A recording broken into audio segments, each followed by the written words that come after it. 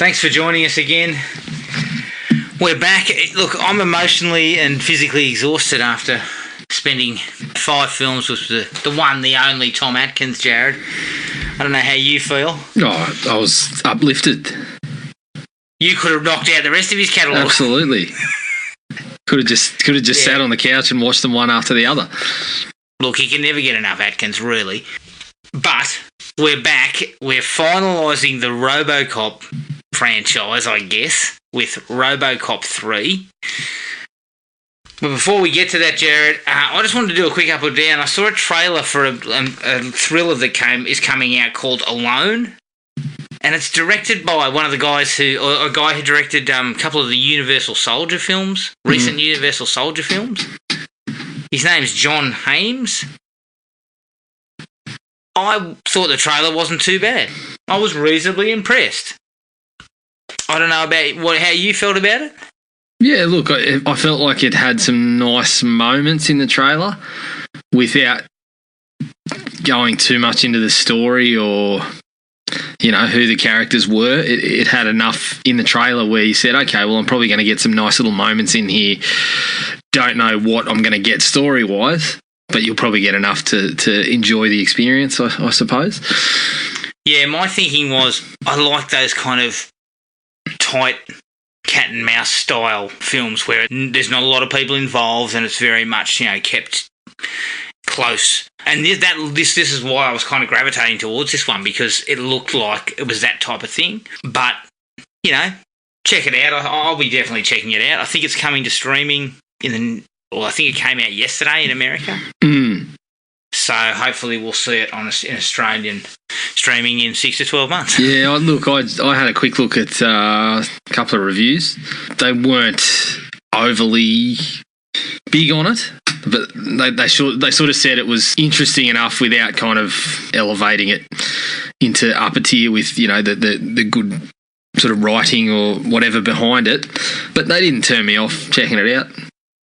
I think it's a remake of a European film.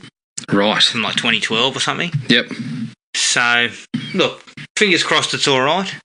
Yeah, I just sort of found it floating around when I was just surfing the net the other day and, you know, thought it looked all right. So was that when you were possibly looking up sort of sudden death sequels again? Fuck, I forgot about sudden death. You've reignited my fire on that. Yeah, absolutely. When's that coming out? Well, I'm a little bit perturbed since I found out that it's at a basketball game. So there's no sudden death in basketball. It's called overtime. So I'm not sure. Is he going to go from the basketball to a hockey game or something? I'm not sure. I don't know. Look, I'm excited for Welcome to Sudden Death.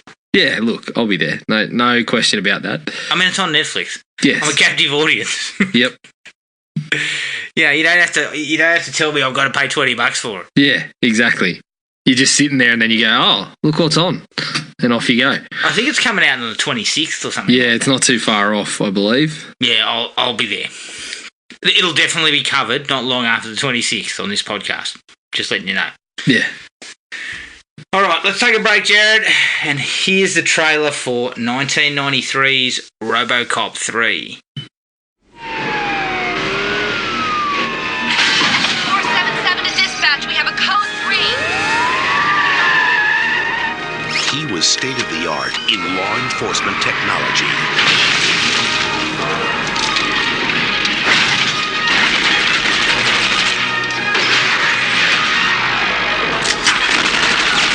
You called for backup? But the system thinks he's become too independent. He disobeyed a direct order. I want to know why. His friend was in trouble and he made a judgment call. Too unpredictable. They're saying he's gone underground. Oh, there goes our PR budget. Too human. We have a warrant out for the arrest of Robocop. Now the system's out to get him. Because he's fighting for the people. Stay here! Fight for your home! If you want to get in there, you're going to have to shoot through us. I don't have a huge problem with that. Get them for me. I promise. All right, Mr. Robocop. Come and get me. I must commandeer your vehicle for police use. What issue? Problems! I mean, officer? I hope you are insured.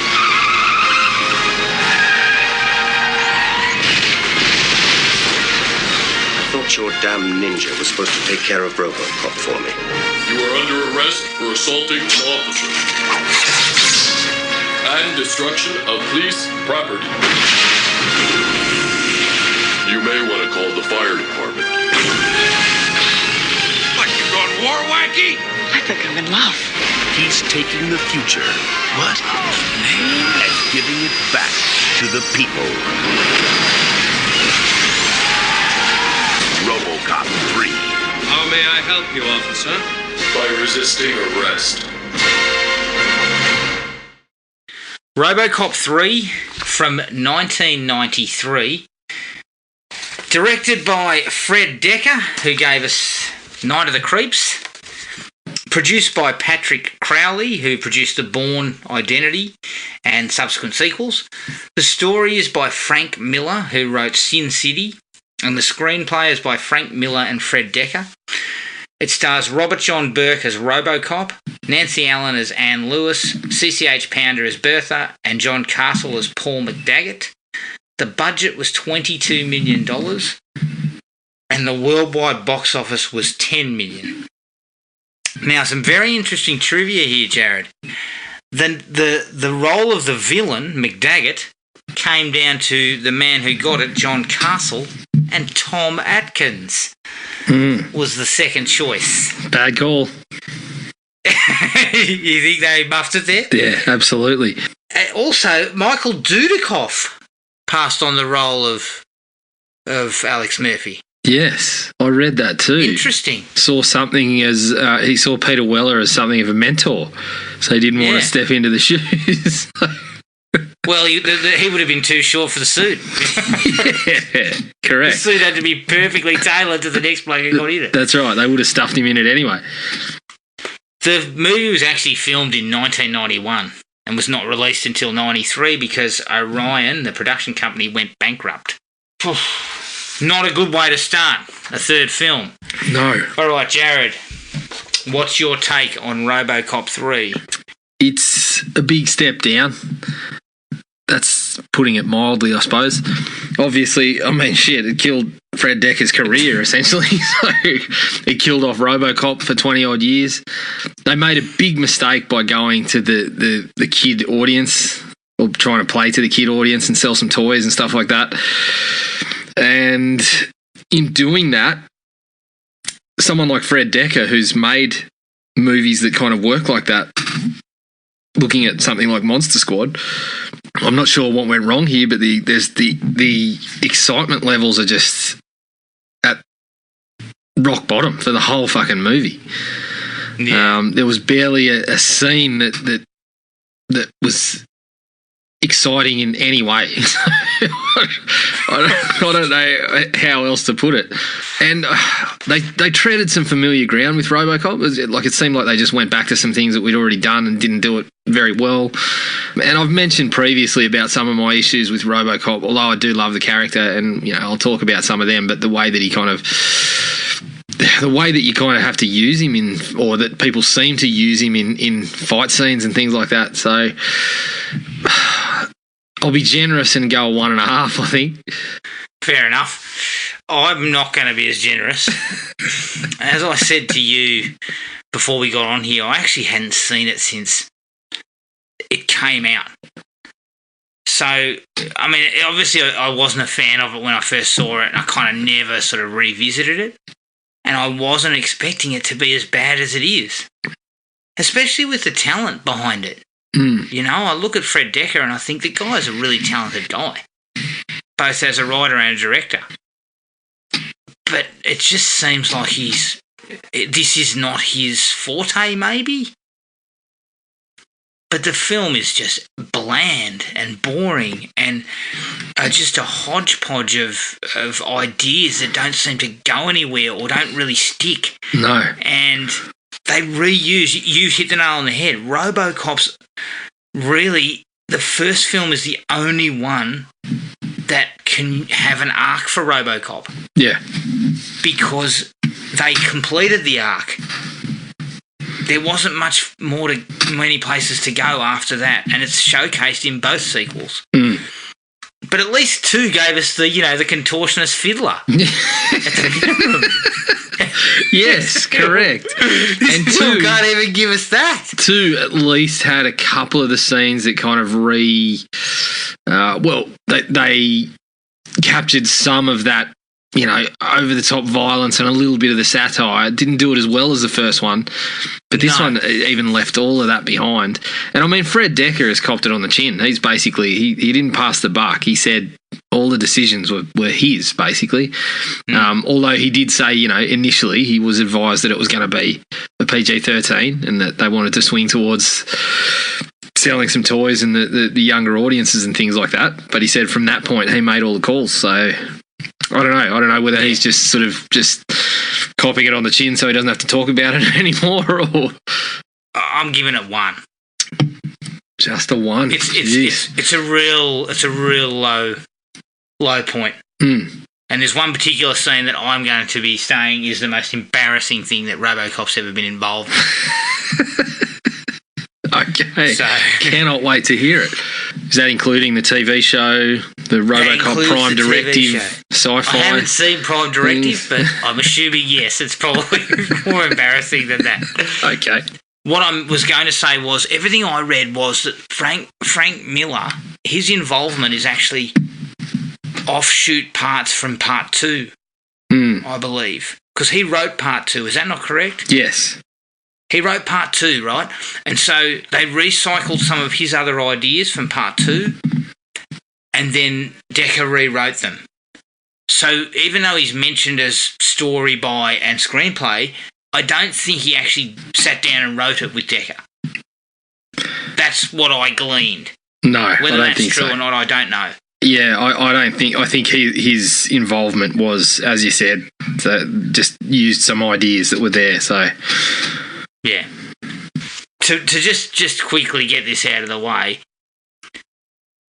it really does showcase the skill and the talent of Verhoeven. We laugh about the man. We laugh about him constantly.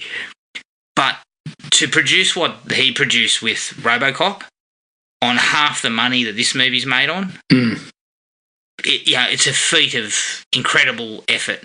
And he's, I guess, a filmmaker with just a better ability to work that he had a better script to work with for starters, but the satire and the humour and the violence and all that into it.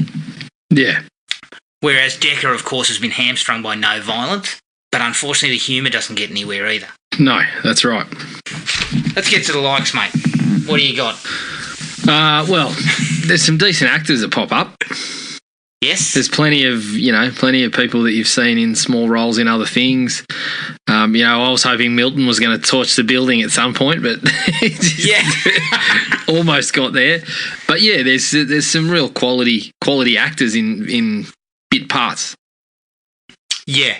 I've got a little problem with some of the acting, and I'll get to it, but I think it's not necessarily their fault. I actually was pretty happy with the performances of CCH Pounder, Daniel von Bruggen, and I thought Jill Hennessy was okay. Yeah, she was okay. Those guys basically play it fairly straight. Yeah, and I liked the sort of what the brief stuff we got of CCH Pounder and Daniel von Bruggen, that kind of relationship. Yeah, I thought that was quite nicely done. Probably more so from the actor's perspective, because they really don't get much to do. No, not a hell of a lot. But the two of them kind of pull it off, give it a bit of chemistry, and I liked it. Agreed. I liked the opening throwbacks to Ed 209, and I'll buy that for $1. Yeah, I could have done with a little bit more of that. Although I like to see Ed 209. Yeah, although they kind of muffed it. What they did with him was here nor there, but it was nice to see something that you recalled fondly from the older ones. And there's something about the Ed 209 that I love in terms of its design. Yeah. It just looks really cool. Yeah, it does. It's sort of overkill, but it's kind of got that, obviously the less human look than Robocop did. Looks more like a car almost, but it's sort of got that, it's got that limited personality. And yeah, I agree. The way that it looked was pretty intimidating in the original one. And I just love that whole, I have to use lethal force or whatever, and just, and I always go back to the first one where it just blasts that guy to fucking mush. Yeah. In the conference room. A couple of the action scenes are reasonably well directed, I guess. Oh, shit, I'd like you to tell me which ones. Well, a couple of the car chases are okay. There's an explosion or two that looks quite nice. Basic standard stuff. But they're directed okay, I guess I would say. Yeah, the first car chase was all right, I thought. But yeah, there wasn't much that I could say stood out. There's a car chase later in the film that is fucking an abomination. It is. It's awful. Yeah. I'll get to that too. My last couple of very minor sort of things that I laughed at. Yeah. I got a Death Wish 3 flashback when later in the film 2 cops burst into the cop shop with some punk and they're wrestling with him and the guy is just going off. He's just going off. Yeah. I loved it. I was like, this guy is he is loving his 2 minutes on screen. Yeah, he just got a little bit too far away from the group in Death Wish 3 and got hauled into the... Yeah, he got taken down into Detroit police. That's right. Again, all these ones are kind of half-baked likes for mine, but yeah, obviously one of the big things for Robocop is figuring out how his prime directives are going to clash, I suppose. Well, that seems to be a problem until he just doesn't fucking bother with his prime directives, so it's not a problem anymore. But figuring out the way to make them clash is always an interesting thing. Cannot kill an OCP. Yeah, and it seemed like they were going to look for opportunities for that, starting with the church, and then they just, that's where it stopped. It just finished there. So I don't even know if I could call it a like, to be honest, but I thought, yeah, well, I could see that there was some intention to go with that, just like most of the other things that they delved into from previous films. It didn't really work, I suppose. So I'm not too sure why I mentioned it here, to be honest. Now that I think about it. Should I cut that out? No, we'll keep going. We'll see if we can find something to like about it. Yeah. See, that's where part 2 works a little better. Yeah. Remember when his whole memory gets wiped? Yep. His whole objectives get wiped? That stuff, at least part 2 had that kind of wrinkle where they wiped all that out. Yeah. So he could be a little more autonomous, I guess. Yes. This one didn't even bother. Like, what happened to his prime directives? Well, that's the thing. Weren't they already gone? Oh, no, she rebooted him, remember? Yeah, but I thought at the end of... Well, fuck. At the end of part 2, maybe I'm recalling incorrectly, but I didn't think he fucking bothered with him anymore. I don't know. He's just a fucking vigilante. Yeah. What, he's Charles Bronson? Well, he's just Batman in a fucking steel suit, I suppose. I don't know. Jeez. Killing off Lewis could have been big. Yeah.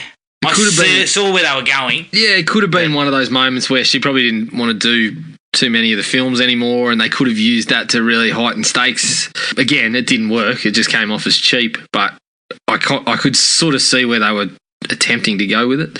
Yeah, I've got a dislike, not about her death, just the way I think that character's been treated. Yeah. Well, she had absolutely nothing. There was really no reason for her to be in this movie if she didn't want to be. I felt I'll get to it. I just felt her character. But I get where they were trying to go.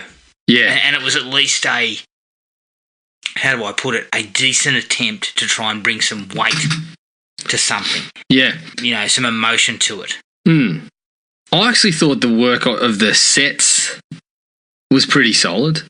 It appeared they got the use of a lot of bloody derelict buildings and shit. So yeah, a lot of it, definitely looked like it was on location.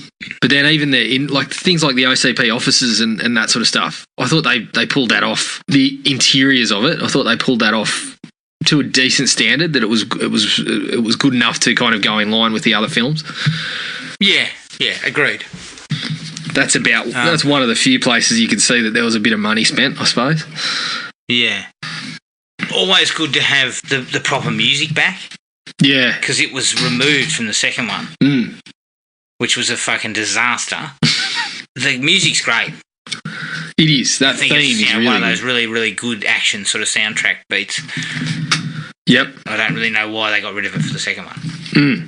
The Otamo's face when the bloke hits it with the when he hits it with the fucking steel pipe and he starts moving his jaw back and forth. I was like, fuck, that actually looked pretty creepy. It was sort of like one of the few things to like about the Otamo bloody story. It had moments of I almost laughed. Yes. And then also a sort of nightmare fuel quality. It did. It was goofy, yet a little bit creepy at the same time. Yeah. I don't know. It looked like it belonged in a bloody Goosebumps episode or something. Well, yeah, I'd rather watch fucking Window Licker by Next Twin on loop to look at that thing again because I was kind of creeped out when as soon as I saw it, I was like, oh, yeah. What's going on here? Yeah, it was a little bit creepy. Yeah, it took me by surprise. Yep. But look, effects-wise, it was pretty decent.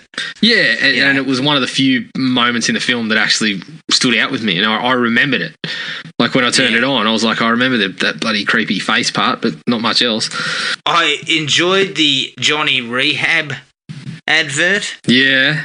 One of the very followed few. by a piss-funny reenactment of Robocop killing 3 nuns. Yeah. On the news, which I thought was piss-funny. Yep. How he's just see his feet clodding along and they step on the police badges. Yeah. One or two bright spots with the humour, I thought, which was unfortunate. The guy jumping out the window. Yeah, that was OCP's fuck. That was the closest they got to some of the satire from the first film. And then I'm thinking, you've in a PG-13 film, you've seen fit to have a bloke with a bottle of piss on his desk and then jump out the window to his death. But what are we doing here? I also got another laugh out of the bloke at the front desk of the police office. They're going, "You got a Robocop? You got an alien cup? How about a ghost cup?" And then the guy's like, "Leon, I told you I don't have time for this." And then he's sitting there going, "Vampire cup?" I started laughing at that. I thought that was kind of a nice little commentary on sometimes, how these films come together. You got a robot, you got a cop, here's how the story, it sounds like just B-movie schlock, where Robocop was one of the ones that rose above it, but then you think about things like bloody Maniac Cop and Ninja Cop and shit like that. It's pretty... Hang on, mate. Maniac Cop rose above it. I thought that was kind of funny. Samurai Cop, that's it. There's so many of them. The villain... There was one or two lines that I thought, a couple of lines that he had where his hammy sort of scenery chewing delivery actually worked okay. One of them being when, they talked about the guy that was going into a little bit of the spoilers, I guess, the guy that was feeding him information from inside the kind of revolution. Kuntz or whatever. Yeah. When they said, what about Kuntz or whatever? And he's like, well, if we let him live, we'd have to pay him, and kind of just walks off. I got a laugh out of that.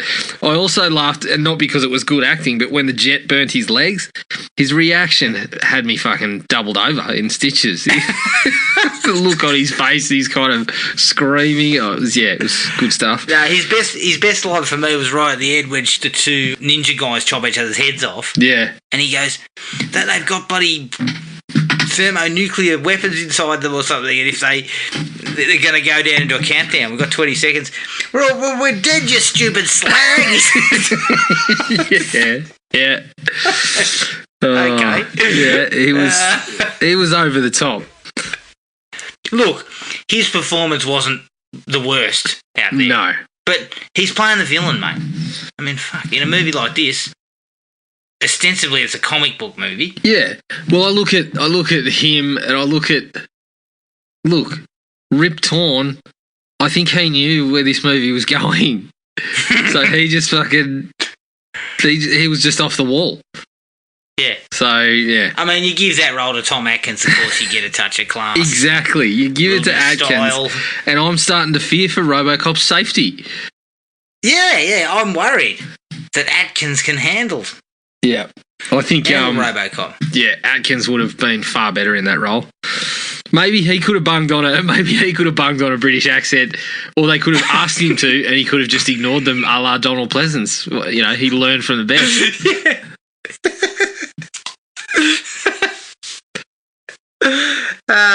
look, I don't want to harp on this, and because I've got no more likes. Right. I don't know. Have you got the others? I've got one. What is it? In a better movie, the scene with the cops walking out and dropping the badges would have been good. Yeah. Just the visual where they all drop the badges in a pile. I thought that was. But in a shit movie. In a shit movie, it didn't save things. It barely moves the needle. Yes, correct. So let's just quickly launch into the dislikes, just with a bit of a general thing here. This guy, as a villain, because it's a PG-13 film and it's more of a comic book, there's no menace to him.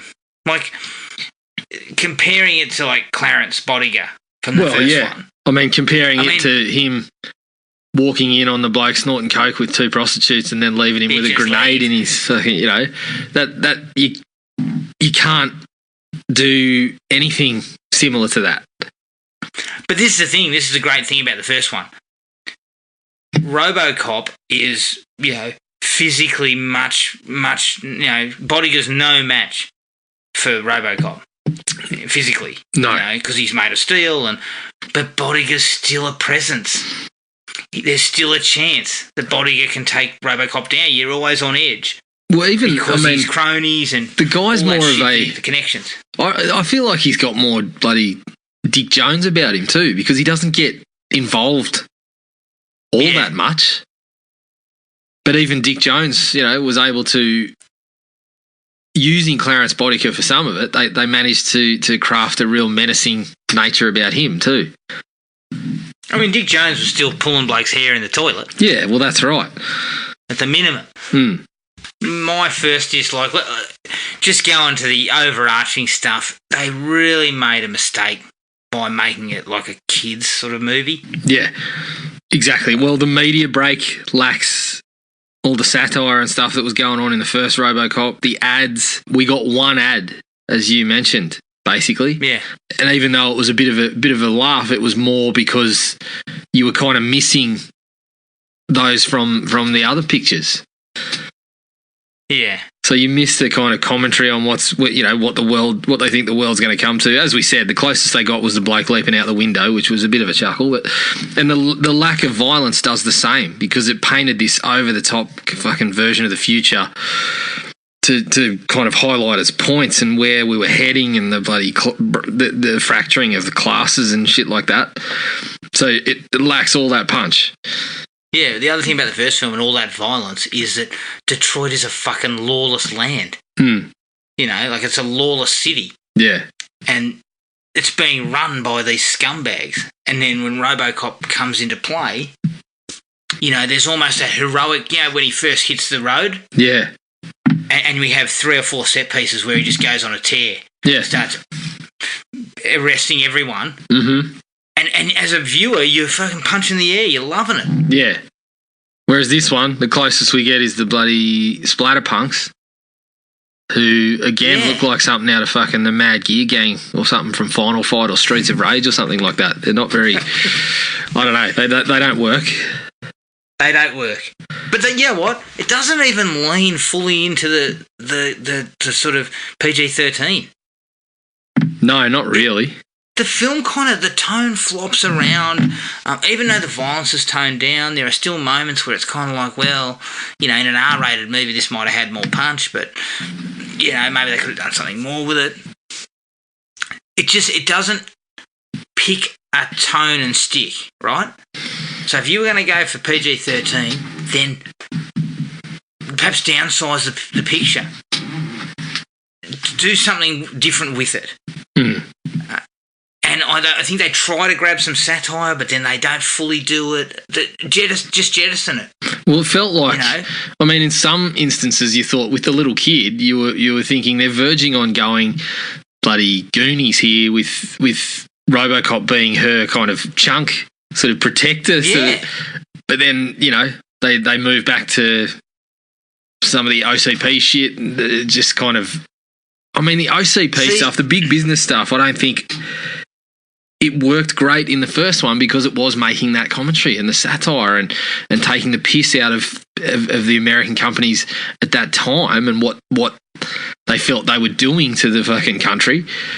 Whereas this is just, you could take OCP off it and slap any old name on it, and it would work just like any other movie. You wouldn't be able to see the parallels with the other Robocop movies, basically. Totally agree. And the problem there is you've got the OCP takeover by the Japanese corporation and all that sort of stuff. It just wasn't integrated enough or well enough to be useful. Yeah, so if you go on PG-13, don't even bother with that shit. As you said, it didn't pick one and go with it. It tried to sort of have its cake and eat it too, but it just didn't work. I would have downsized it into something more. I'm not saying you do this with Robocop, but something like Dredd, right? Dredd was self-contained in a small sort of place and worked well in that sort of thing. Maybe that's something that Robocop could have taken a leaf out of. Make it a little bit smaller. Yeah, but even Dredd was hefty on the violence and the... Yeah, I would have left it R-rated. I just don't think... I'm not really sure what toys they thought they were selling. Well, the good things were that, you know, the good thing about Robocop was all that stuff that they kind of took out. I think that's what separated it in a lot of ways.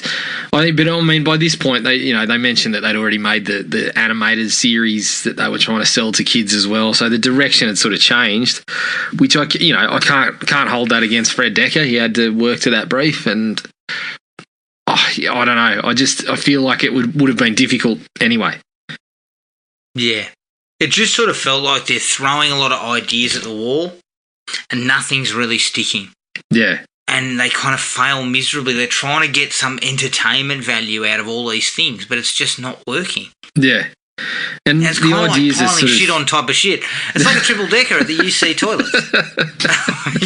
You know what I mean, Jared? Yeah. It's just piling more and more shit on top of bad stuff. That's correct. You layer on one piece of 2-ply and then you drop another one on top.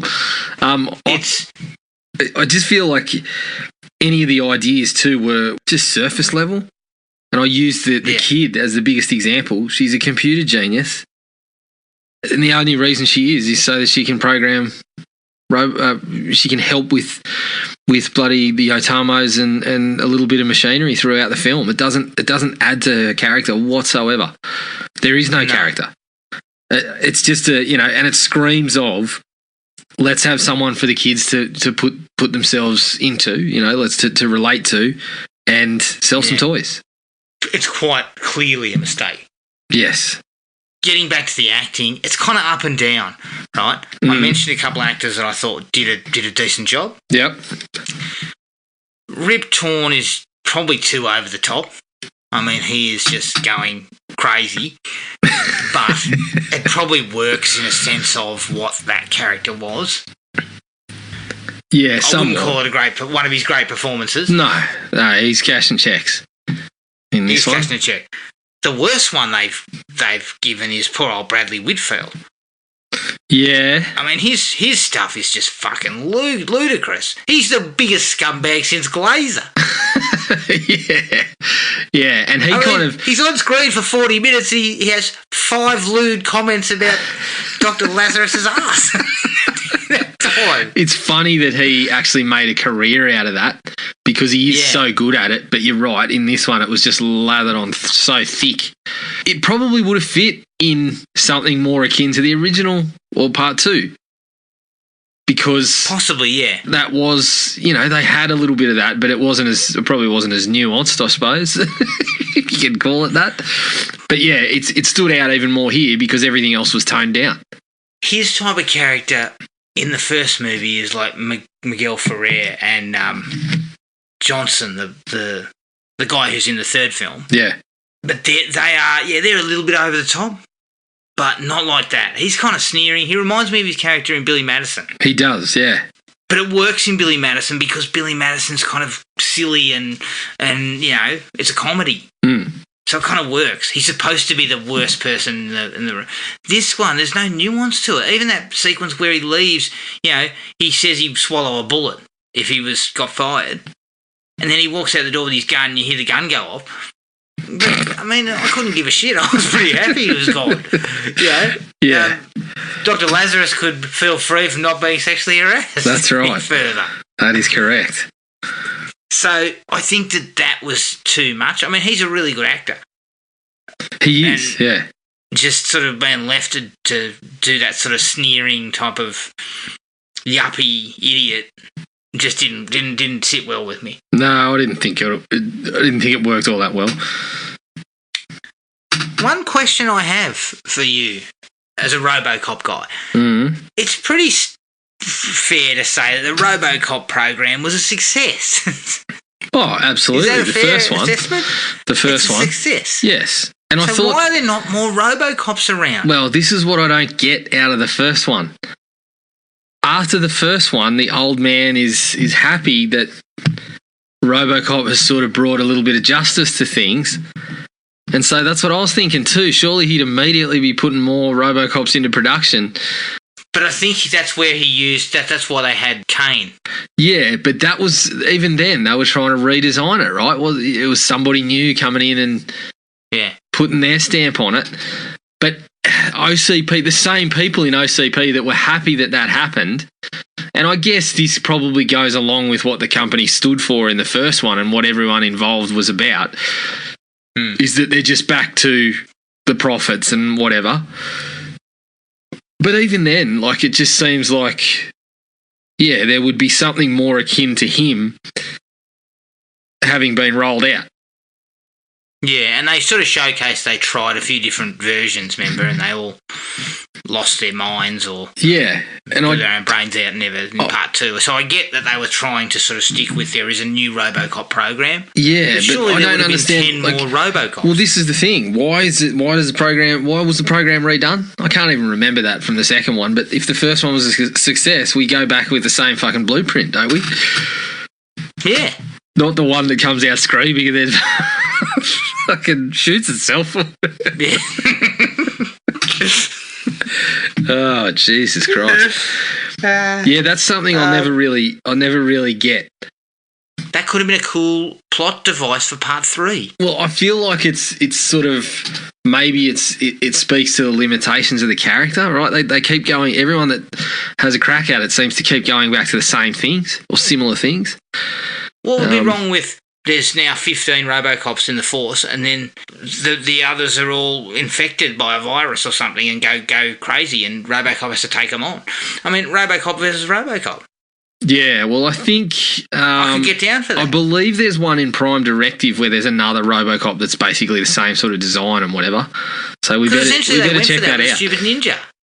Yeah. I mean... That was really just another sort of robot. Yes. Yeah, I don't know. Where did they get that from? I don't know. Just commenting on the action. I mean, I don't know what to say. I mean, if the action was a runner, it wouldn't have fucking cracked a sweat, basically.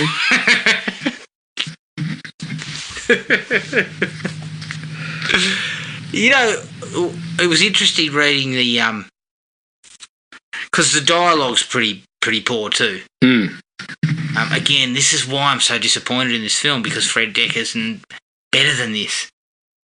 You know, the quality of his work is better than this. Yes. I mean, Night of the Creeps, I fucking love Night of the Creeps. Yep. And this is just like, I mean, it's like chalk and cheese. You'd swear it was a different bloke. Yeah, I think you would. Movie. I think you would. And the thing is, in the trivia, it was saying, he really wanted to write the script with Shane Black or someone like that. And you know, I noticed Shane Black has like a cameo in there. Yeah. I mean, fuck, surely you can't throw him a couple of pages while he's on the set and go, can you punch this up? Yeah, do the Predator trick. We'll punch your roll up a little bit so you can hang around set and fucking fix the script for us while you're here. I mean, the thing was, he was writing Long Kiss Goodnight and he was also involved with Last Boy Scout, so he didn't have any time. Yeah. And it would have been interesting to see where it would have gone, but surely if those two had written together, they'd have been looking forward to make it R-rated. Yeah, and given Orion's situation, was he supposed to do it on good faith or something? Like, yeah. they're not handing out cash if they go bankrupt. Yeah, that's right. So, you know, I think this wasn't really Decker's strength. Yeah. And look, you mentioned Bradley Whitford in his role, I only just kind of remembered this as we were talking about it, and again, it's talking about stuff that we've covered that seems to be going over again. Why is he still going downstairs upset that Murphy has his memories? I mean, we've done that. Yeah. It's established, and that's part of why he succeeded in the other ones. Why are we going to that ground again? Why is Murphy still in there? Get rid of him. Yeah. I couldn't see the reason for it. They covered that ground in the other films, the directives, disobeying direct orders and all this sort of stuff, making a decision. Yeah, he made a decision to turn around and go and help Lewis. Yeah. We've been there. We've done that. Yeah. Why are we still doing it? Where was the dialogue line that said, mate, fucking check the minutes from a couple of years ago. We've talked about this. You go and talk to Bob Morton. That's right. Yeah. Or Dick Jones. Yeah, correct. Yeah, he's the bloke with the really long arms. Yeah. He fell out the window. He looked like the Slender Man. Oh, shit. Just jettison that shit, Fred. That should have been the first part of your pass, of your script initially. Should have been, get rid of all this shit. We've seen all this before. Yeah. And we've seen it handled 10 times better because they had it, like Verhoeven, to cut the other directors some slack, is Verhoeven had a full canvas to work with. Mm. The others are just painting over it. Yeah, that's right. Using a top-notch analogy, an art analogy. Yeah. But well, I think they're doing, just sticking with your analogy, I think they're doing a sort of Mr. Bean effort where he kind of just, he tries to fix Whistler's mother and then just paints the same face but very badly. It seems like that's what they're doing, right? I've got a better analogy for you. Robocop was painted by Bob Ross. Robocop 3 was painted by fucking Ken Doan. Yeah, but Kenny Doan has his fans. I don't think Robocop 3 does. What I mean is the nuance. Yeah. And the like Kenny Doan's a basic. Yeah. Bob Ross has got a bit of nuance. Yeah. So he's using this some is where techniques. I'm getting at. He's cross-hatching. It's always good to throw an analogy out there, Jared, and then explain it. Yeah. Oh, God. Yeah, fucking hell. Let's move on. The spy in the ranks, I mean, it's a classic trick, but it's just so poorly done because you just don't care about anybody. Well, so when it pops up, it's like, oh, well, okay. I love the way they do the whole, he's hidden in the shadows for a second. Yeah. And then he walks out of the shadows. Yeah. And it's sort of the music swells. I'm like, who the fuck's that guy? Well, the second you saw him in the shadows, you were like, oh, it's Milton. Yeah. Even in the shadows. Torched the building. But they didn't have, they hadn't developed any sort of, and again, this comes down to the writing, and they hadn't developed much between those characters. So again, CCH Pounder, her dying, it could have been a moment that got you really annoyed and really frustrated with that guy. Yeah. But none of it really mattered because they were just sort of there. You didn't really care for it. Yeah, probably the only other option for a double cross would have been Von Bruggen. Yeah. Because he was more noticeable. Yeah. And he was close with CCH Pounder, so it would have been the ultimate backstab. He wasn't the one that was pissing and moaning about Robocop coming along. Yeah. So it would have been at least a surprise. Milton was talking about fucking bringing Robocop, that's my stapler and all this sort of shit. Yeah, Milton, what's happening? I would have loved that if they get down into their sewer lair and here comes, what's his name, fucking Lumberg or whatever, come on, hey, I'm going to need you to move over to that bunk over there.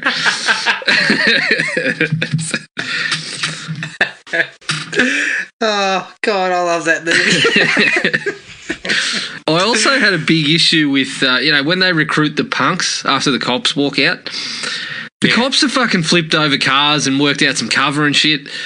The punks seem to just wander down the road with no cover, but no one gets shot. Yeah. They walk down the middle of the road, and I understand they got a couple of tanks behind them and whatnot, but I figure the people at the front, and I think this would have worked, again, to highlight the nature of the guys that they were, the guys that paid them to do that, was that they get fucking minced on the front line, they get shot down, and the fucking soldiers just step over them like they're nothing. Like, that would have fit the... But you couldn't do that again because you couldn't show them getting hurt or killed. See, that should have been a massive showdown. Yes. On the street. Yeah. Between the punks and the cops. But it just has no resonance at all. It doesn't bring anything to the table. No, correct. And to backtrack, I had to have a laugh when the OCP hit squad or whatever busts into the church and Robocop and that have gone underground. And the bloke goes, "Ah, shit." And his lackey runs up next to him and goes, "Don't worry, I'm tracking him." And he holds this box out and it's just a black screen with a red dot on it. And I'm thinking, what the fuck are you tracking? There's no map. There's nothing more of this. This is a fucking high-tech game of fucking hot and cold, mate. If he's halfway across the city, you're just, as long as it starts beeping faster, it's like, yeah, warmer. It's bloody ludicrous. Like, there should be a map on there, you idiot. You might know where he is. And further to that, the rebels with their fucking overhead projector style, their overlay onto a map. Are you telling me that's the best way to cover your tracks? Or to keep your hideout secret? It's like there's a line on this. It looks like a map. It looks like something that goes to a map. I don't know. That stuff is just it's bloody stupid. Yeah. I mean, you're in the future. Yeah, exactly. You got things to work with. Using tracing paper and stuff. That's right. Exactly. Yeah, come ridiculous. On. I don't know. I've got a question for you. Yep. Why is the Japanese CEO? Why does his English dubbing sound like a bloke who's had his fucking throat ripped out? I don't know. I was just like, what are we doing here? Yeah, he sounded like the Shockmaster for the WWE. I am the Shockmaster. I don't know what was going on there. Sticking with the wrestling here, I've mentioned this before when we've spoken about Robocop. The playbook to put him in danger seems to be Robocop falls over and gets his ass handed to him, and then does the old Andre the Giant style. Once you got him off his feet, he's fucked. But then we take a page out of the Hulk Hogan playbook in that you spend 2/3 of the match getting your ass handed to you, and then all of a sudden you Hulk up and fucking that's game over. You do one or two things and that's the end of the fight. That's always been one of my big issues with Robocop, that the first one didn't do so badly. Although even then it had a couple of instances of that where he's just useless after he gets fucking shot or something.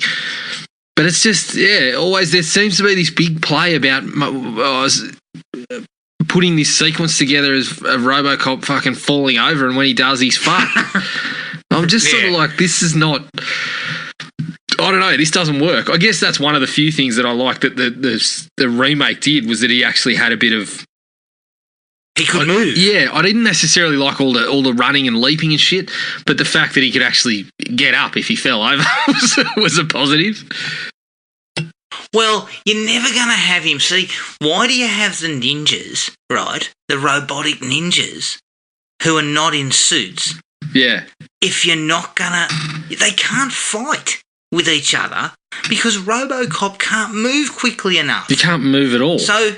The ninjas, like, what they should have done is had him in a redesigned suit or something so he could move, and if you were going to have the ninjas, so he could actually battle with them. Can I also ask, questionable things? Why is the ninja smoking when he first rocks up? I know, because by that point you see him get out of the car and you hear the robot sound when his foot hits the ground. And I was just thinking to myself, are they trying to throw us off the scent by making us think he's sort of... like an upgraded Robocop, I suppose, that he's kind of half man, half human. because he was smoking a cigarette and then he fucking wanders off. Yeah, I'm not sure. And this is, again, another problem with it being PG-13. He's essentially the Terminator, right? So you could have had those sequences like when he cuts that sign off of intimidation and things like that. You could have had some of those sort of things with a bit more of, putting people in danger. But again, they didn't have the option. But your problem is you just can't have them fighting. No. And that's why, if you wanted to reintegrate the Japanese takeover, which would have been, I guess, enough subtext, Japanese conglomerate buying into American products and companies, which was happening in the 90s. Yeah. And they introduce a new type of Robocop, a number of them. And, of course, then it's Robocop against Robocops. That would make more sense because the fights could be a little more kind of close quarters, banging each other into walls and stuff without having to, get knocked over like a turtle. I mean, he is, isn't he? The other funny thing was I'd heard this mentioned, but I never really noticed it, so I had a look at it. But when he gets his arm cut off, you can kind of see his elbow, the actor's elbow poking out behind his back. Yeah. It was great stuff. Even the best movies have done that. Oh, yeah. Carl Weathers as anyone. Yeah, true. My biggest problem, or one of the... things got real dicey as the film sort of hobbled to its end. That sequence where Robocop shoots that guy's gun and it kind of dances in the air. Yeah. What was that? Yeah, that was shocking, What wasn't it? was that? Yeah. That gets cut immediately. Yeah, when you see it. From the editor, I'm going, we don't need that. Yeah, we can't use that. It just looked ludicrous. What were they? Was it supposed to be funny? I don't know. It was supposed to be, again, showing off his prowess, but it just looked silly. Right. He was he was fucking juggling it with bullets.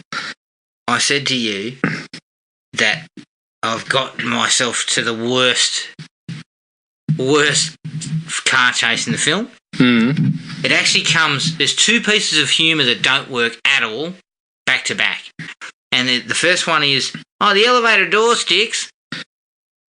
And then we see a scene of the door opening for Robocop and then it closes and fucking... I was just like, what are we doing here? And that followed by him stealing a pimpmobile. Yes. Gage in a car chase. And I was just like, we have hit rock bottom. So is this the embarrassment you're talking about? Is this Robocop's lowest ebb? No, it's not his lowest. But this is what I'm talking about with Fred Decker. Yeah, you're better than that. Yeah. Well, I asked the question, did you come up with this or not? Yeah, what would make you think that that's a cool idea? It's like that stupid sequence. It reminded me very much of the stupid sequence in Terminator 3, where Terminator arrives on the scene. Just like in Terminator 2, he goes into a bar. Yep. And he takes bloody a set of glasses, but they're Elton John glasses, and the guy says, talk to the hand, and he talks into his hand. And I remember thinking the Terminator 2 one was really awesome, how he walks in nude and into this biker bar, and everyone sort of starts wanting to take him on, and he kicks ass. Yeah. And then the part 3 was just like a joke. Mm-hmm. And this is the same thing here. What would make you think that was funny? I don't know. I didn't laugh. Because it's not funny in anyone's language. As far as I'm aware, I mean, can we do a straw poll? It's funny to talk about now, but that's about it. I mean, I'd like to do a straw poll and see who finds that shit amusing. Yeah, but then again, I mean, if you had walked in and said, meteor shit, we would have been laughing our heads off. See, I mean, I was unhappy with Stephen's performance, but I still laugh whenever someone brings up meteor shit. Exactly. The fight between him and the ninjas was supposed to be the big sort of showdown. But both of them they are just the same. Yeah. As you said, he gets tripped, he lays on his back. lays on his back for a little while. Why might I add the gets his breath back. Yeah, the villain's just standing there. Like they show the shot when the two Otamos start circling him, and the villain's literally just standing there in the background. Like he's standing still, just watching, and I'm like, we could have worked out something more, couldn't we? Oh, easily, anything. Like he was holding off the villain from doing something that required him, a couple of minutes to get done. Or, I mean, that sounds setting a bomb or that whatever. sounds stupid while it comes out of my mouth. But then I'm like, could it have been any more stupid than him just standing there watching? Like, I don't know. Yeah, I just don't know what they were thinking, because you put the two of them on him, and again, you've got no way to have a fight. Fred Dekker was saying that he really wanted to hire like a top-notch Japanese stunt team. Yeah. That would have been able to do the sort of stuff like in the John Woo flicks. And I'm thinking, it still wouldn't have worked, Fred. No. It would not have worked, because you've got Robocop. And he's not conducive to a karate fight. No, that's right. You've got to be smart, mate.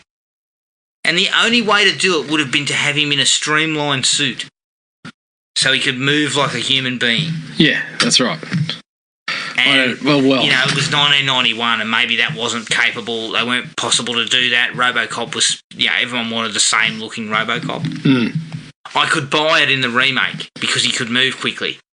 Yeah, that's right. They changed it up a little bit. All right, what else have I got here? Okay, I've got to my most embarrassing moment. It's my final dislike. Robocop in a jetpack. Flying above the streets of the city is the most embarrassing moment in the Robocop franchise. Yeah, I kind of said the effects by today's standards look diabolical, really. The effects actually aren't the worst. No, they're not, but it's just sort of so clear that it's like green screen of him fucking flying across the top of it, and it's just... It's such I guess it's something that they do so easily now with a decent budget. And going by that time period, this had a decent budget, but it just couldn't really achieve it to a reasonable standard. And as you said, the idea of him with the jetpack was a bit silly anyway. Yeah. It just did not work. And unfortunately, it kind of made an already really poor, like a poor film, even poorer. Yeah. Like the finale was probably its worst moment. Yep. Because it took all these things that could have been good in theory and showcased that they weren't good. Yeah. They weren't good ideas. Him with a jetpack, him fighting ninja robots. Sounds great. I mean, as it's coming out of my mouth, Does it? Yeah, well, Does you're it right. sound great? As it's coming out of my mouth, no, it's not. but you can kind of see where Fred Dekker was trying to go. Yeah. But Robocop is not a lean hero. He's bulky. He moves with that kind of, You can't have that in a fight, a hand-to-hand fight. Not really. So there's one of the big problems. Did you have any other dislikes? No, that was my last one too. So that's Robocop 3. You can find us on iTunes, Spotify and Podomatic. Send us an email at thrillme@iinet.net.au. Our Facebook page is Thrill Me Podcast Australia. And we're also at Podomatic at thrillme.podomatic.com. Take some time, if you can, and rate and review us, please. That would be fantastic. We also have an Instagram page at Thrill Me Podcast AU. Keep an eye on our Facebook page for our next episode. But until then, take it easy, and we'll catch up with everyone later. Cheers. Find the podcast at Podomatic or on iTunes. Don't forget to rate and review. Like us on Facebook at Thrill Me Podcast Australia, or contact us at thrillme, all one word, all lowercase, at iinet.net.au.